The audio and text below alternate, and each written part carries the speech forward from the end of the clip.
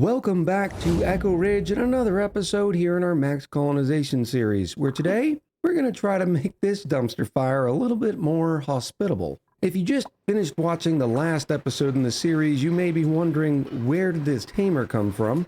Well, I used this volcano to create a tutorial that has been recently uploaded on the YouTube. If you haven't seen it, I'll go ahead and put a link in the top right. Since then, though, I've made a couple of changes. I've extended the cooling loop a little bit because I need a way to cool down all of this debris. Most of it sitting on the floor here is about 1400 degrees. But we also have the location where we've been sweeping and storing materials for a very long time, and all of this is sitting at 1000 to 1400 degrees. Well, when I have dupes living in here, that sort of debris would make this a very dangerous environment. Additionally, all the existing infrastructure here is all still pretty hot. All these tiles sitting at 1300 degrees, the security door 1322.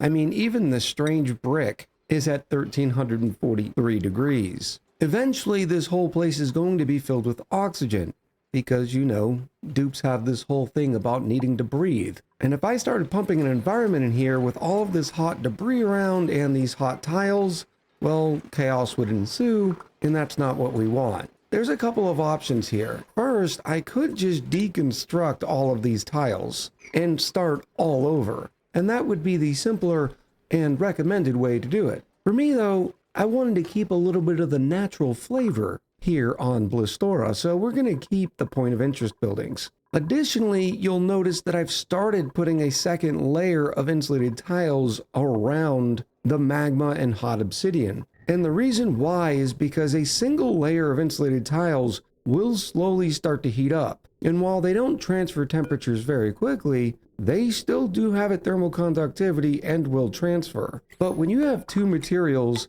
both containing the insulated tag, it takes them a very long time to transfer thermals. So to start off today, I'll be using all that hot obsidian and providing a second layer for every exposed magma area. Up until about this point here, I think this is going to be the roof of the colony. Since the last episode, I did put a wall to contain all the carbon dioxide to hopefully prevent gases from entering the main part of the base. Because once again, that's how bad things happen. But since we're in here, I might as well clean some of this up.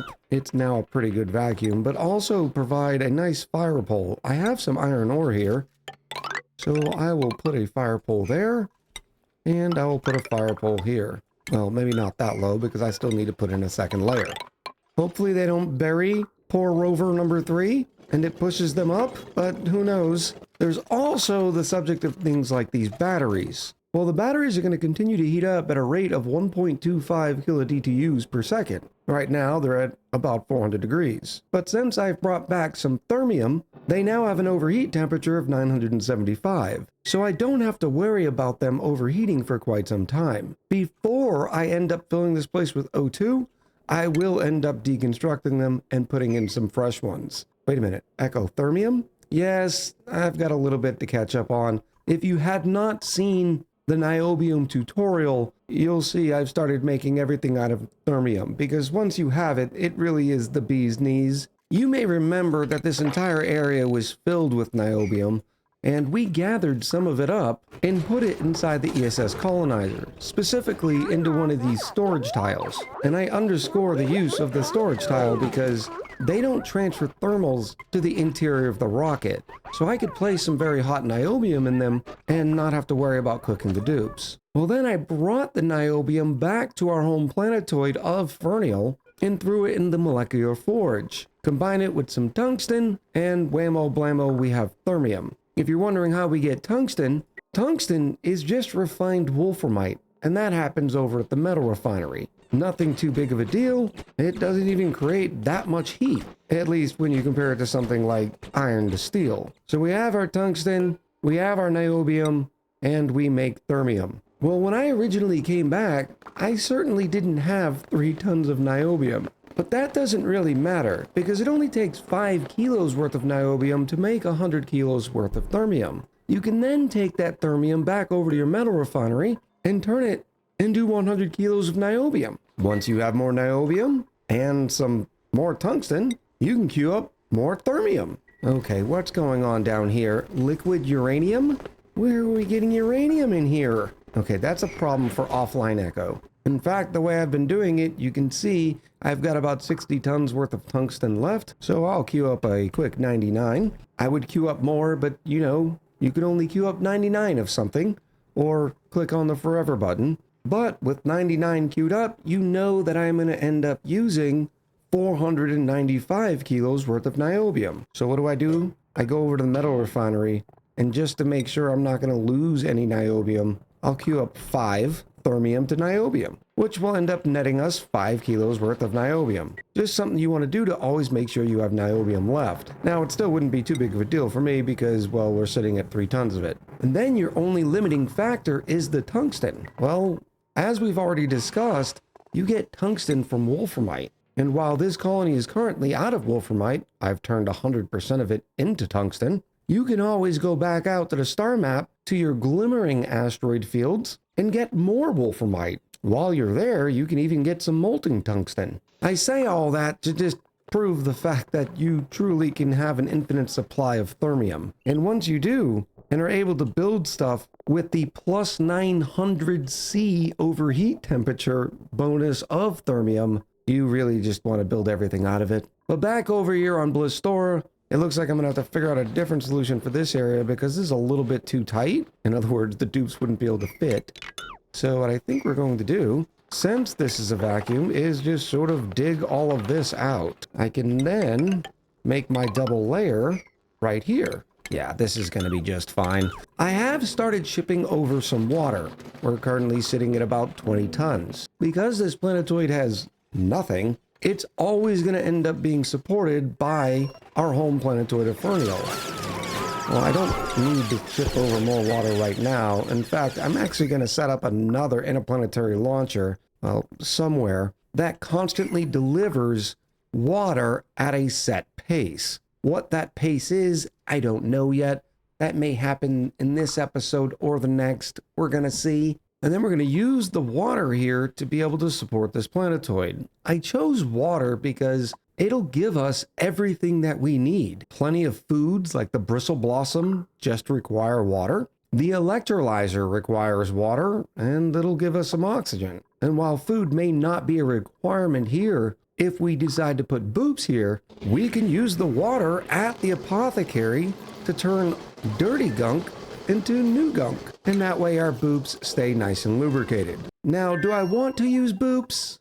No, I don't. But I did promise that one of the planetoids would be colonized with boops, and so we probably need to make it happen here. Looking at this, I know I was going to have another automatic dispenser right here after I fill this area up with some supercoolant, which means these 2 tiles would be great to put a fire pole and another ladder down. Let me get this area here removed, and then I'll try to figure out how I'm going to have the dupes be able to go down through here. It would be ideal if I could just have the ladder run go all the way down, but, well, the tamer's in the way. And yes, they just buried poor Rover. It wasn't my fault. Blame the devs, because Rover, in my opinion, should move up just like debris does when you put a tile in. Sorry, buddy. Now, when I did come over, I brought probably 10 tons of thermium. I'm down to about 3,200 kilos worth. But I'm going to go ahead and move it down to where our new storage area is going to be,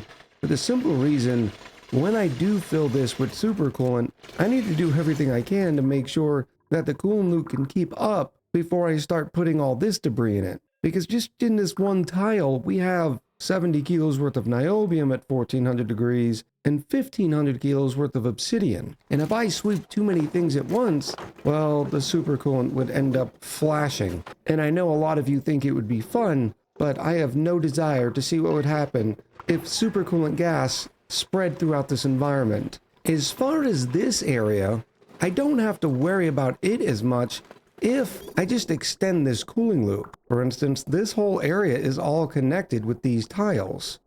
So if I put a little bit of a thermium radiant pipe right through them, it should cool down these tiles. Same thing for this set, and same thing for this set.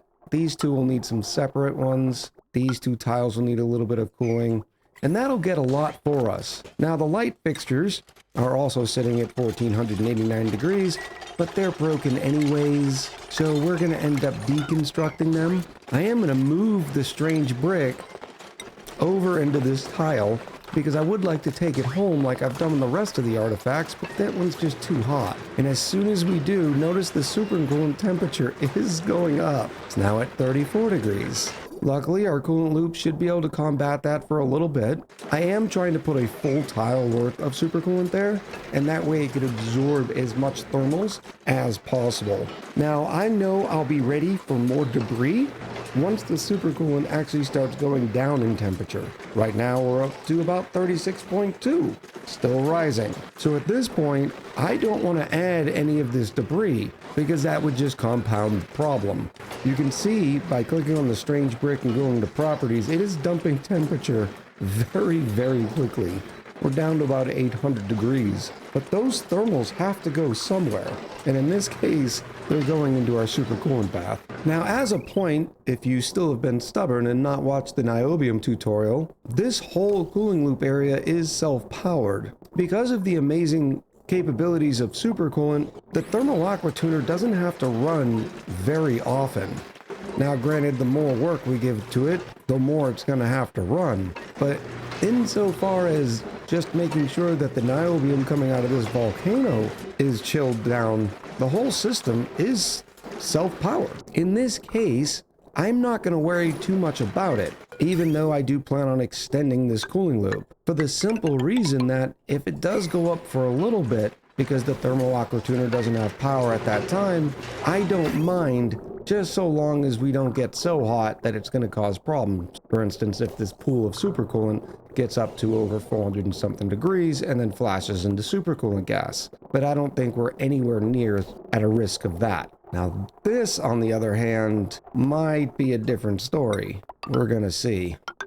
I've always been annoyed by the pipe building mechanics because it will try to overwrite the pipe that you already have in that tile.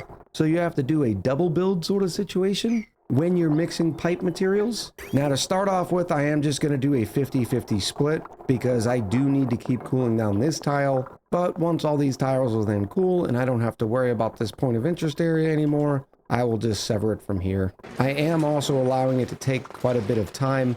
I'm not going to add any more coolant. For one, I don't have any more supercoolant on the planetoid.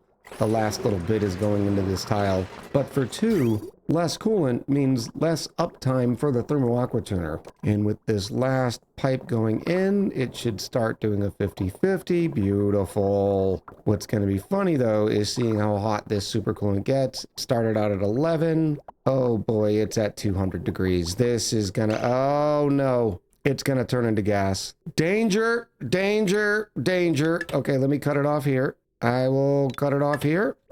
No, I need you to move. I need you to go okay.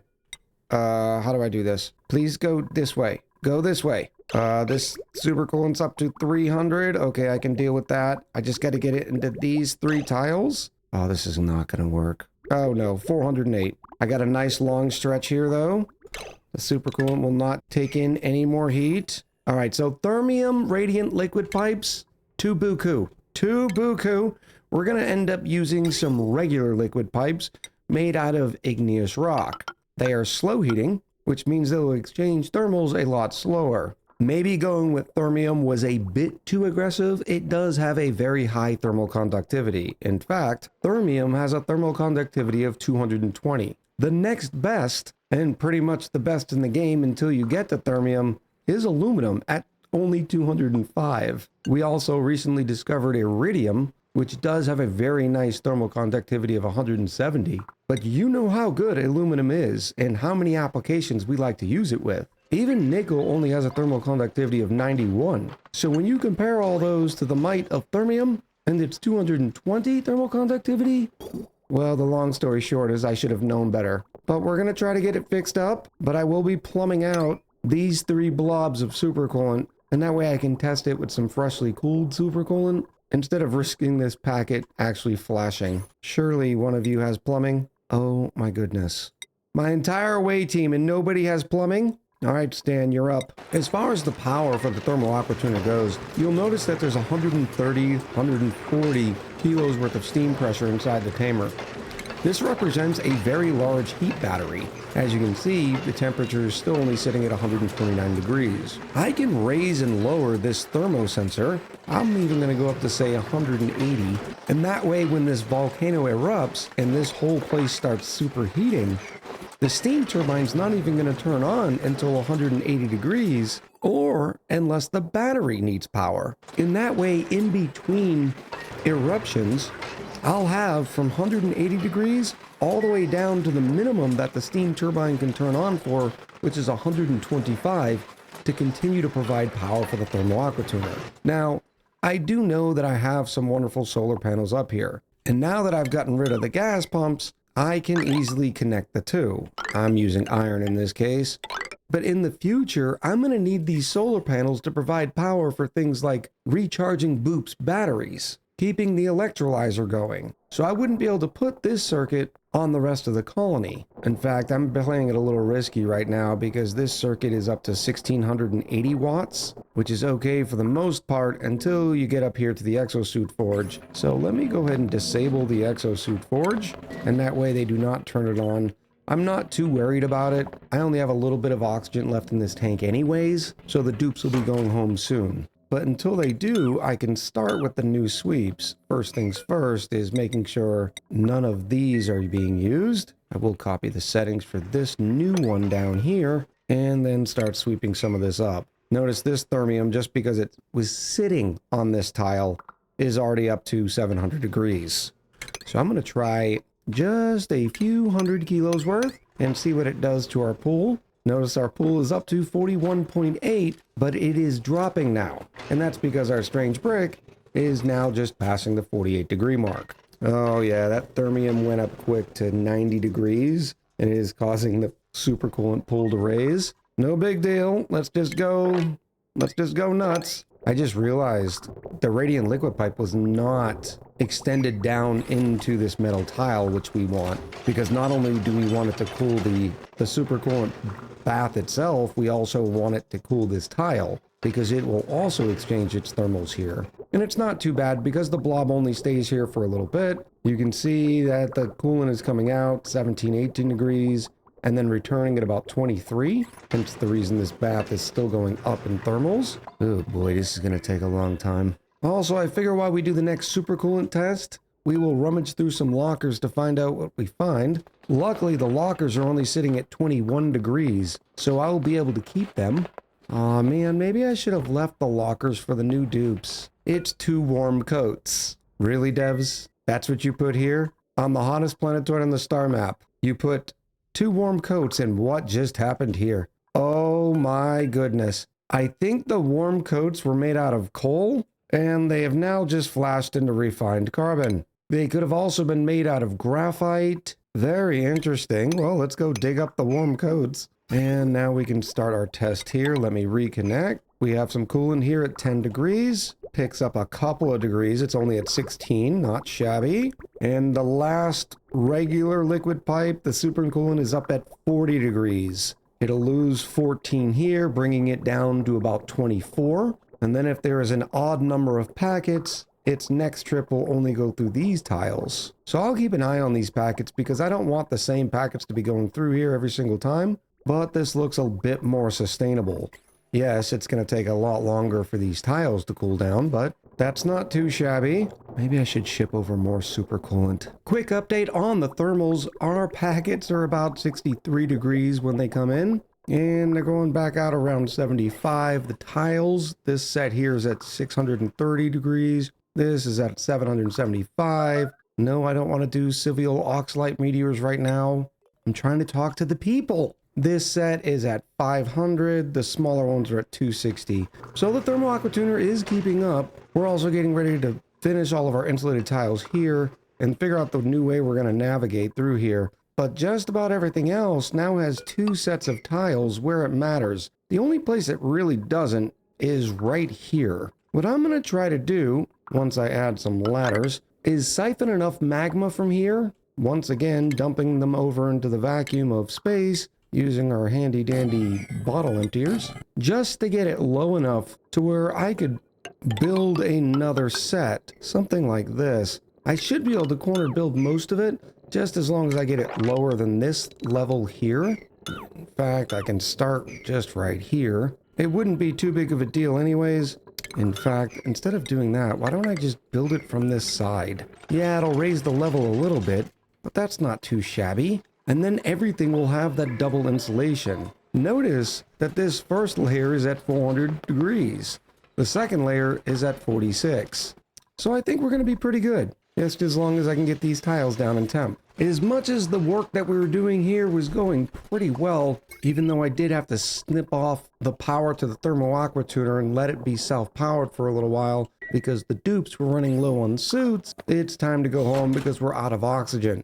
Now fear not, remember we have the backup oxalite sitting in here. It's just their suits aren't going to be able to be refilled anymore. So I think I'm going to let them do one or two more things, and then I'm going to let them go home. Let me disable the exosuit forge just in case, and then I'll re-hook up the power there. And that way, while the dupes are gone, this whole area will start to cool down again. Summon crew, set the destination back home, and then hope this place doesn't fill with carbon dioxide. Let's see how we did. There's the exhaust now. We can go to our gas overlay. No, stay up there. Oh yes, this is going to work out perfect. As you can see, it does leave behind quite a bit of carbon dioxide, but luckily it's not getting low enough to fill this atmosphere up, which is exactly what we wanted. More importantly, while it doesn't really matter when they're taking off as far as duplicate safety goes, because if this place did fill with gas, we have enough thermium built stuff where it would still just keep working. But when they come back, they leave just as much carbon dioxide. And when the dupes are working in here, they're not made out of thermium. Our supercoolant is now up to about 67 degrees. These tiles are at 420. The bottom row, though, is down to 130 something. Disregard the starvation message. It just took Adder a little bit longer to get their meal because we're in a dormancy, so oxygen's a little thin over here on Regalado. You know, standard fare, but fear not, we only have 30 more cycles until the cool steam vent starts activating, and we're dropping off more ice up here. I need to automate this system a little bit better so that it automatically drops off some ice. But more importantly, over here in Blastora, where there are currently no duplicates to put in harm's way, the supercoolant bath is sitting around 72 degrees. Don't worry, we're getting there. I also had a weirdly abnormal eruption from this volcano, and it melted these bottom rails. In all of my tests, none of the niobium volcanoes have been able to do that. I'm guessing it could have been me on ×9 speed, but I'm going to break in there, rebuild them, and see what happens during the next eruption. For now, I've just connected the rails at this point, and that way we're still gathering the heat from the niobium in the steam chamber and then sending it out. I suppose it could have also been the fact that I raised the ambient temperature in here, or allowed the ambient temperature in here to raise, but I don't think it was that close anyways. I think it was just an abnormal eruption that caused the rail in this tile to melt. The great thing about getting in there right now is as long as I can lock it, it's a vacuum out here, so I don't have to worry about losing any of the thermals. You don't have to worry about the building melted messages, it's just temperature shift plates made out of ice, which we're putting into place to provide more water. We're already up to 2.5 tons, which will keep this electrolyzer going for quite some time. Our away team is refilled and refueled and heading back to Blastora now. With our pilot improvements over the last couple of hundred cycles, the complete flight takes less than 4 cycles, and that's before they get the mission control boost. You'll see some interplanetary payloads heading over to Blastora as well, and that's because I am sending some supercoolant. That way I can build a liquid lock for that tamer. Although I think that should probably be enough, so we can stop sending it. I'm also over here on our home planetoid getting ready to start setting up the water supply system for Blastora. I'm not sure how I'm going to do this yet, whether it be by timer sensor, like send 200 kilos every 1 cycle, but we will see. I do need to figure out where I can put a bottle emptier in here. Tell you what, let me move this whole thing over. I was trying to incorporate the rad bolts the way they were, but there's just too much nonsense going on, so I'm gonna have to shift all these over. which isn't too big of a deal, but we're gonna break all sorts of stuff. Or I suppose I can just turn off the power of 1,000 suns for a few minutes. Yes, we're up to 63,000 rads per cycle times 2. The centermost tile, which is lagging the computer pretty well, I'm down to about 8 frames per second, is up to 90,000 rads per cycle. Alright, the system is back into play. I can get rid of these ladders now. Whenever the interplanetary launcher is full, this rad bolt reflector gets bypassed because it has a red signal, and the rest of the rad bolts go flying through space. Yes, looks like we have some nuclear rain. I'm gonna need to put a bunker tile right here. Otherwise, eventually the overflow rad bolts will probably break the standard tiles. But then I'm gonna select the destination on that interplanetary launcher to be Blistora, provide it with a little bit of power. I do have to make sure that we provided some coolant, so I have to move those lines around. But now I can hook up the bottle emptier. The only thing this interplanetary launcher is ever going to ship is going to be water. And here's where our automation is going to come into play. The interplanetary launcher has 2 automation ports. One's an input and one's an output. Our output is what's currently controlling whether or not we need more rad bolts. When the interplanetary launcher is full, it sends a green signal that we flip to red, which then turns off the reflector. But this port here is the one that's going to control when we want to send liquid water. And I think a timer sensor will do just fine. It's going to take some trial and error because we're not sure exactly how many seconds it takes for it to fire 1 volley, or do we want to send 2 volleys? I don't know. But in between then, the duplicants will keep loading up this bottle emptier with water. I don't have to worry about it overfilling because it does have a maximum storage as indicated by this level here. And as we can watch here in a little bit of fast forward, the interplanetary launcher enabling and disabling, because right now it's on its default 10 and 10. But we're going to start off with, say, 2 seconds every 600. I'm hoping it'll be able to launch 1 round in 2 seconds. We're about to find out as soon as I can get some water here. Let's go, Jesse. Time is of a premium. Very nice. The water is being loaded. All right, there's one unfortunate fact about this setup already.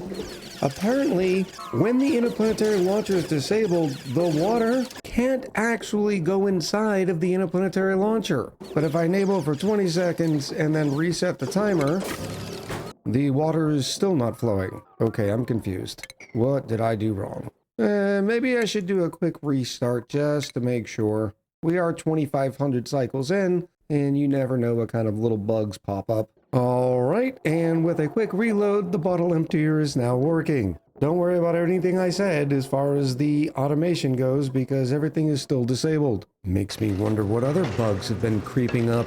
Niobium volcano? All right, let's go back to our 2 seconds per launch test, and then give me a few minutes to get the whole interplanetary launcher loaded up with water. In the meantime, we still have about 2 more cycles until the colonizer gets back. Now, another key with this is because of the interplanetary launcher's ability to send out payloads very quickly, I need to make sure that I'm timing it to where we only send 1 payload. With me filling the cargo in here, which I'm doing on purpose because that's just how it's going to happen anyways, so long that I'm using the bottle drainer. If that doesn't work, what we can do, pull water off of this system here and put it on a liquid meter valve. And we'd be able to tell the liquid meter valve, hey, only let 200 kilos per cycle pass. And then as soon as this interplanetary launcher received 200 kilos, well, it would just send it anyways. So you have a couple of options: automate the launcher or automate the amount of water coming in. The little meter on the interplanetary launcher is full and there's 1,200 kilos worth of water available. I'm gonna wait to make sure that the bottle drainer stops up. Glenn Sullivan is delivering our next bottle. And just like we predicted, the interplanetary launcher will not take any more. So now we get to see if 2 seconds is going to be right. So I'm gonna put 2 seconds here, and then I'm just gonna reset the timer and see if it can send off 1 payload. In fact, I'm also going to snip off the water from here just so we know exactly how many payloads were sent if I end up missing it. Reset timer. 1,000, 2, 1,000, and that is not enough time. We did not ship a payload. Let's go with 3 seconds. Reset timer. 1,000, 2, 1,000. Nope, that didn't work.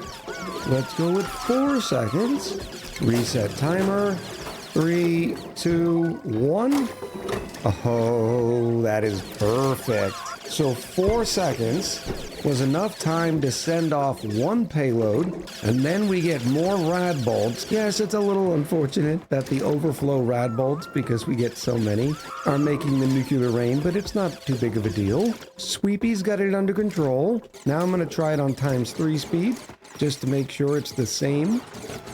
And whammo blammo, it did work. It sent 1 payload. And now let's try ×9 speed. Perfect. So now we've set up automated water delivery. I can reconnect this. And whenever this bottle drainer runs out of water, which will be once per cycle, a duplicate's going to come and drop off another bottle. And if it wasn't a spaghetti-laden mess, I would just run this liquid pipe all the way over here. But I don't think it's necessary. These dupes don't have a lot to do anyways. Now you might wonder, well, Echo, is 200 kilos per cycle going to be too much or too little? And the answer is I don't know yet. I'm sort of narrowing down on that number. We know that the electrolyzer requires 1 kilo per second. Well, with 600 seconds per cycle, that means we would require 600 kilos in order to provide oxygen for 8.88 dupes. Well, I don't need that much. I only need enough oxygen for 2 dupes, which is 200 grams per second. In fact, I'll even go a little bit higher and say 225. Well, when I take 225 and divide it by 888, I get roughly 25%, which means I need 25% of the water requirement here, which we already said was 600 kilos per cycle. Well, 25% of that is only 152 kilos. Well, we're getting 200 kilos per cycle, so that works out well. And it leaves us about 50 kilos per cycle. Well, in the apothecary, when the boops require gear bomb, they do it at 200 kilo clips. They get 1 gear bomb unit in exchange for 200 kilos worth of water and their old gunk. Well, that gear bomb, if memory serves me correct, holds 80 kilos worth of gear oil. Bionic dupes use 20 kilos per cycle, which means every 4th cycle, they're going to need another new gear bomb, or in other words, another 200 kilos worth of water, which is about 50 kilos per cycle. But there's no way for me to send 250 kilos per cycle because I can only send interplanetary payloads, at least with this automation setup I have now, in 200 kilo clips. So if I was doing this from a fresh install without all these pipes everywhere, I would definitely use the other method instead, because then you could dial in using the liquid meter valve exactly how much water you're sending every single cycle. But as a sort of duct tape solution, instead of sending 1 interplanetary payload with 250 kilos worth of water, which is my guess on how much we actually need, I can send 125 kilos twice per cycle. So now every half cycle, they will send 1 interplanetary payload with 125 kilos worth of water on it. Which I kind of like this method too, because it makes the water delivery a little bit more frequent. Problem solved there. My best guess is that we're going to be using 250 kilos worth of water. On other good news, our away team is back. I want to clean up some of this. I'm not going to need any of these ladders anymore. This group of tiles is already down to 60 degrees. This one's down to 57. The slowest one, because it has the most mass to cool, is down to 137. Even the electronic display is down to 146 degrees because, well, it's touching these tiles. We are up to a few hundred kilos worth of supercoolant, so while we are waiting for this process to finish cooling down those tiles, I will get started on my supercoolant liquid lock. And yes, I'm going to be extremely careful with this one because I don't want to let out the 132 kilos worth of steam. I also only have 3.8 cycles before the next eruption, and I'd like to get another test in. Why aren't you dupes coming out? Oh, because we're eating and sleeping. We have about 2 tons worth of supercoolant, so that will be plenty. Let me deconstruct the liquid reservoir so I can get access to it. Alternatively, I could have set up a bottle filter on the other side of the liquid reservoir, but that's not a big deal. I now have my big bucket, and then I'll put the liquid reservoir back. You'll also notice that I moved the payload opener and the exosuit forge off of this area here and installed the roof. I should have brought some visco gel. I do have access to sap now, so I could be making visco gel, which would make liquid locks a lot smoother, but this isn't going to be too bad, and that should be plenty. And this is going to be a little bit of a different type of liquid lock because I don't want any of that steam to come out, so I'm going to put an insulated door right here. And what's going to happen is the insulated door is going to push the supercoolant over here, and when it's open, more will come through, giving me 2 layers of liquid lock. And the insulated door will make sure we're not transferring thermals out. Well, other than briefly when the door is open. And now I can break in here and notice that there's a little bit of steam in this tile, but it instantly pushes that tile back over and then the supercoolant down through here. Well, at least that's the theory. Now, because my RoboMiner is going to be missing a tile, I'm going to be putting another insulated door right there, just so the RoboMiner can still work. If it wasn't there, I would have just kept with this setup here. And now I can go in here and fix the thermium rail. There we go. Now we're ready for showtime, and I'm keeping this up just in case I want to run some more experiments in the future. But I think it's time to put in our oxygen machine.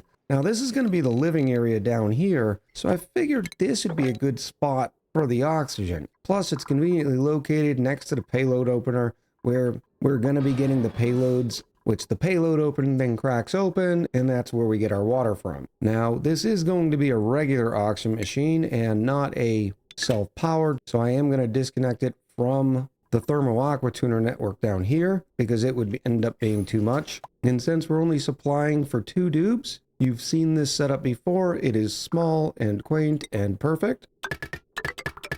Even though I didn't mean to make that out of iron ore, it would probably be okay, but just to make sure, I am going to make it out of steel. The only reason I'm not making it out of thermium is I am down to 3 tons on this planet, and I'd rather keep what I have. The electrolyzer is also made out of steel though, and the gas pump will be made out of steel. I also don't have to worry about cooling here because these 2 conduction panels, along with this loop here, will be able to keep the area cool, well, just as soon as it finishes off with this obsidian, but then we'll have it being cooled down to 20 degrees. We'll also have some excess hydrogen coming out, no big deal. We will just burn that onto the network. Although if I am already putting this on the network, maybe I should collect all of that hydrogen until I need it, like I keep telling myself to do. Yeah, let's try that out for once. So I'll smush the gas reservoir over, and that way I have enough room for yet another battery. Now this is 240 plus 240 is 480, which would still be too much for this. So I am going to disconnect this network now and keep this 100% self-powered. So whatever power we now need in this colony will now come from solar and excess hydrogen, which means I can plug this in here like that. And then the oxygen, which does not need to come out via insulated. The hydrogen that is coming out of the filter will go directly in, and then will come out and go back up to the hydrogen generator. Just realized I'm going to need some more ladders to get over there. I originally was going to just put ladders up there. I suppose I don't even need to do that because there's enough room right here for a hydrogen generator. And then I don't even need the bridge. I can just come right out of there into the hydrogen generator. And then using some automation wire made out of iron ore, I will connect it to the hydrogen generator and say 9060. Ooh, in fact, just to make sure this gas reservoir doesn't get too full, I will connect it up using a NOT gate, just like this, and then plug it into the same network and put this on 9998. In other words, when it's above 99% full, it's going to send out a red signal, which we will then flip to green, which will put a green signal on this network telling the hydrogen generator to start burning hydrogen all the way down till it gets to 98% full, in which it'll start sending out a green signal, because then we will only want the generator to turn on via the battery, which is set at the 9060. We're about to get our next eruption from the niobium volcano in 3, 2, and 1. And I've got another melted building. Why is it doing it now as opposed to it wasn't in all of my tests, even during the tutorial? I must have changed something. The thermosensor is back down to 140, but perhaps I'm going to do some more testing on this, starting off with moving this liquid vent. If you have any ideas, let me know in the comments below, because this hasn't happened, and I've built 3 of these. My oxygen machine is almost done, but I have made sure to split it off from the water supply, because the last thing I want is to provide oxygen in here, because remember, we still have all this debris. I have stopped cooling this area for now, because I'm going to start trying to sweep this up, which is going to raise the temperature of this supercoolant pretty quickly. Oh yeah, we're up to 90 degrees. I would be here for quite some time, so I think what I'm going to do is keep it at the 50-50 split, allowing the supercoolant to drive this down, and disable this automatic dispenser for now, and set these 2 back up. And that way I can get all of this swept and this place oxygenated for the purposes of this video. On the water system here, I have the liquid reservoir back, but we've got 21 tons worth of water that I've been sending for a little while, just to make sure that we have a little bit of overflow while we test and dial in exactly how much water to send per cycle. So I do have this bottle empty here that I'm going to put water on, and then just as soon as the dupes finish this, we're going to turn some oxygen on. First, we have to figure out where we want to run it to. And this center corridor seems to be pretty decent, so I think we're going to put 1 vent there, and then just another vent right here. In addition, in preparation for this being an oxygenated environment, I am going to relocate all these jumbo batteries. I'm going to make them out of iron ore this time.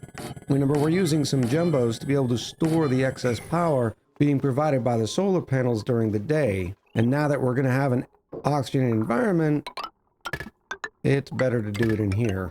That way you don't have 730 degree jumbo batteries. Another change I'm making is because this cooling loop is here to stay, it's how I'm going to be cooling the oxygen, I have decided to fill the loop up.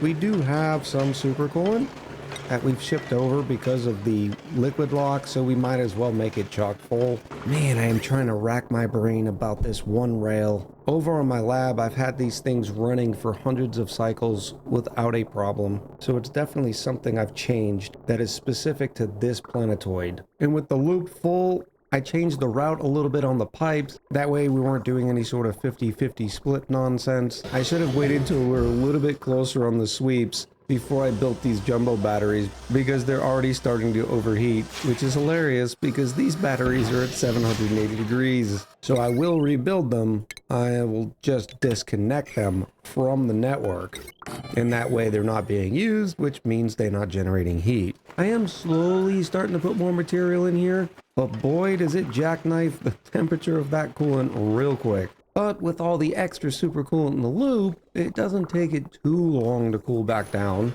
I suppose it's just going to be something that I do from time to time. Alternatively, I could make a debris chiller and send it all through it and just make sure its temperature is correct before I let it into the colony. But once I have everything built here, it's not really going to matter anyways, because the dupes aren't going to be building anything. They're just going to be living and emptying their gunk and filling their gunk and maybe some meditation. And since I'm getting pretty bored, I've decided to update these cooling pipes back up to thermium because I wanted them to be more effective when they're keeping the oxygen cool. No, don't move those data banks. They're collector items. And happy days, all the hot stuff is gone.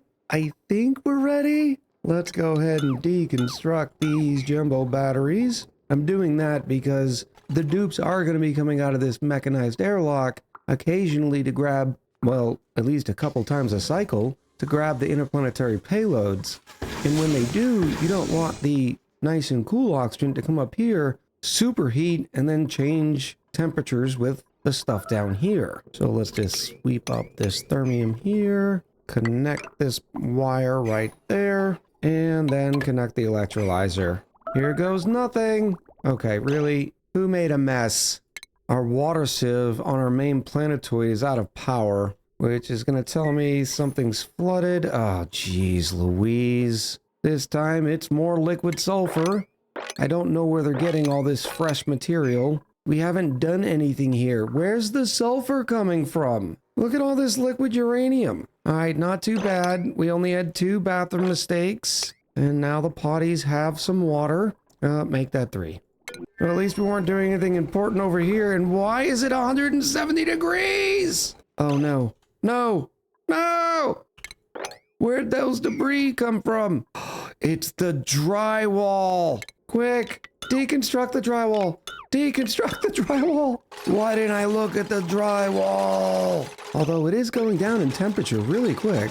All right, Super Coolant, I'm gonna need you to work. Might as well upgrade these batteries to something hardy, to like, for instance, steel, before the iron ore gives out once again. Incidentally, this planetoid now has a bunch of niobium. Over 8 tons already, and it itself has an overheat temperature of plus 500. Oh yeah, there's another little piece of obsidian right there. Oh man, the oxygen down here is 200 and something degrees. It's gonna take a little while, but our oxygen machine is up and running. We're gonna be able to get this whole place oxygenated, and our wonderful thermal aqua tuner is gonna keep doing a good job. Maybe I'll add a couple of thermium pipes right here, just to have a couple that are outside of the tile situation. And fear not about the drywall. While I don't remember exactly how it looked, I'll put in some more.